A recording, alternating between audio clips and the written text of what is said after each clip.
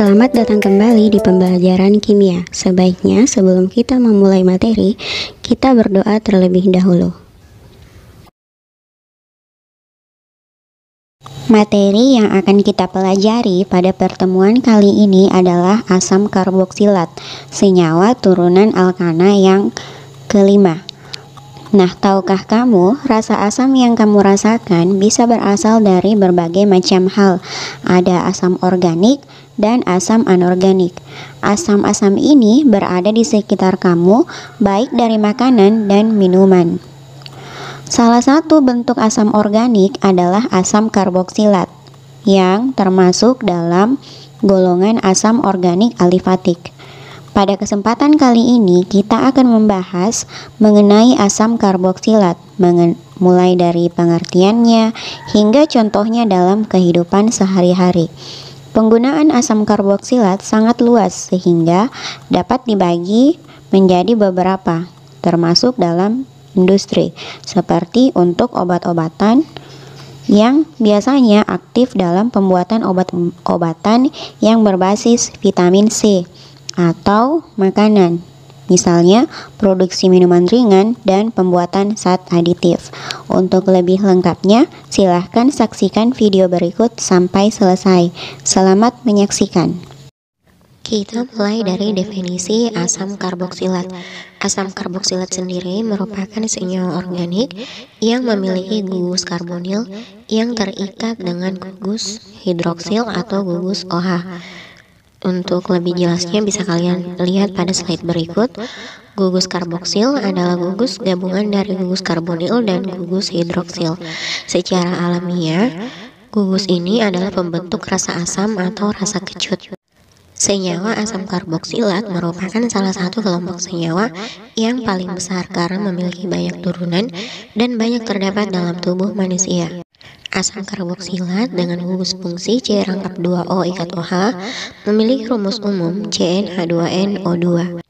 Kita lanjut ke sifat-sifat asam karboksilat.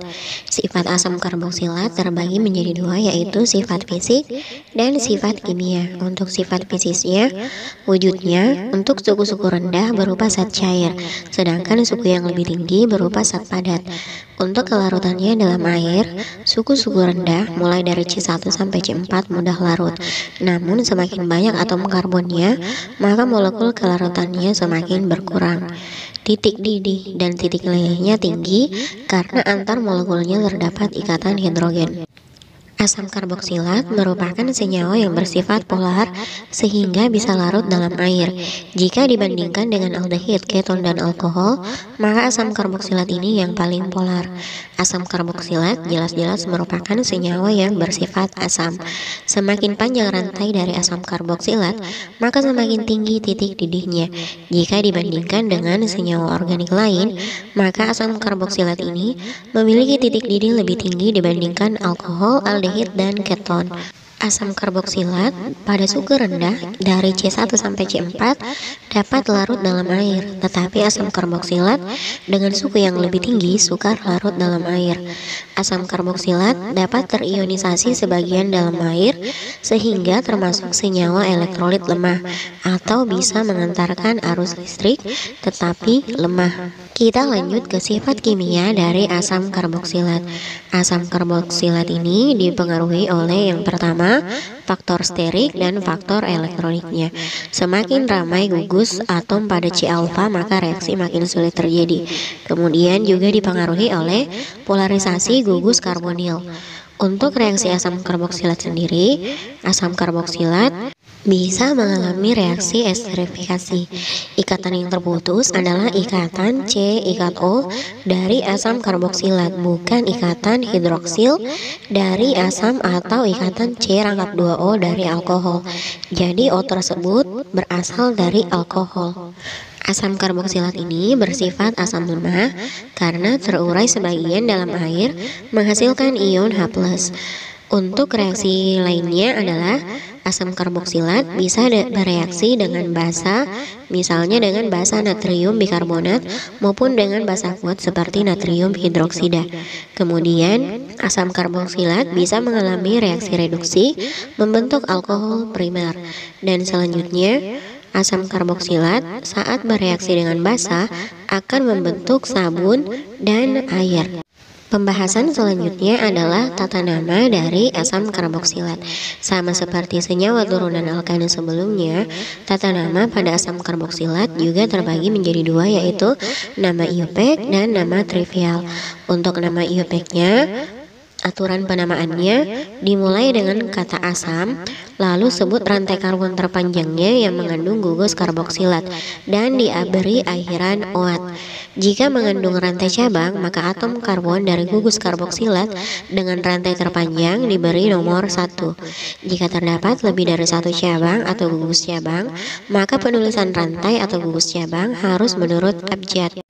Kita lanjut ke tata nama trivialnya. Sebenarnya untuk tata nama trivial tidak ada sistematika sama sekali, tapi bergantung pada nama umum dalam masyarakat.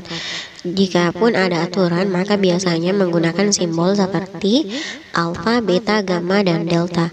Letak substituennya dinyatakan dengan alfa jika dia terletak pertama setelah gugus fungsi, beta ada di posisi kedua, gamma dan delta tergantung urutannya masing-masing. Berikut ini ditampilkan tabel tentang nama-nama IUPAC dan nama trivial beberapa asam karboksilat. Yang populer di sini yang sering kita gunakan dalam sehari-hari, misalnya asam formiat atau asam semut, asam asetat atau asam cuka. Di sini terlihat jelas bahwa untuk nama trivial tidak ada sistematika sama sekali, tapi sesuai dengan nama-nama yang populer dalam kehidupan masyarakat. Kita lanjut ke pembahasan tentang isomer dari asam karboksilat. Asam karboksilat memiliki dua bentuk isomer, yaitu isomer fungsi dan isomer struktur. Untuk isomer fungsinya, isomer fungsi maksudnya di sini memiliki rumus molekul yang sama, tetapi memiliki gugus fungsi yang berbeda. Asam karboksilat ini berisomer fungsi dengan ester. Untuk isomer strukturnya terbagi menjadi dua, yaitu isomer rangka dan isomer posisi. Isomer rangka maksudnya rumus molekulnya sama, tapi bentuk rangkanya berbeda. Sedangkan isomer posisi, bentuk rangkanya sama, tapi posisi gugus fungsinya yang berbeda. Pembahasan selanjutnya adalah sintesis atau proses pembuatan asam karboksilat bisa dengan berbagai cara. Misalnya, yang pertama oksidasi alkohol primer dengan aldehid. Kemudian yang kedua bisa menggunakan cara oksidasi alkena. Yang ketiga oksidasi gugus alkil pada cincin benzena. Seberapa panjang pun gugus alkil akan didegradasi menjadi gugus karboksilat benzoat dengan bantuan kalium permanganat dan gugus hidroksil. Selanjutnya, manfaat asam karboksilat dalam kehidupan sehari-hari. Asam karboksilat ini merupakan sekelompok senyawa besar karena memiliki banyak turunan. Nah, untuk penggunaannya, misalnya asam asetat digunakan dalam industri sebagai bahan baku sintesis serat dan plastik.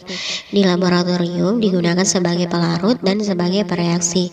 Kemudian, jika kadarnya 3-6%, maka disebut cuka makan.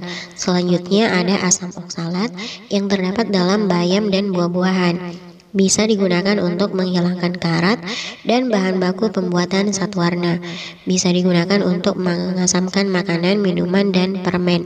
Kemudian bisa juga digunakan dalam industri fotografi, keramik, penyamakan, dan proses produksi lainnya. Contoh lainnya adalah asam formiat atau asam semut yang biasa digunakan untuk menggumpalkan lateks atau karet dan biasa juga digunakan untuk membasmi serangga.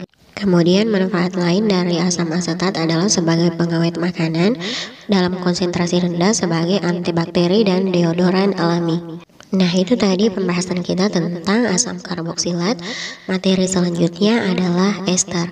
Sampai jumpa di pertemuan selanjutnya.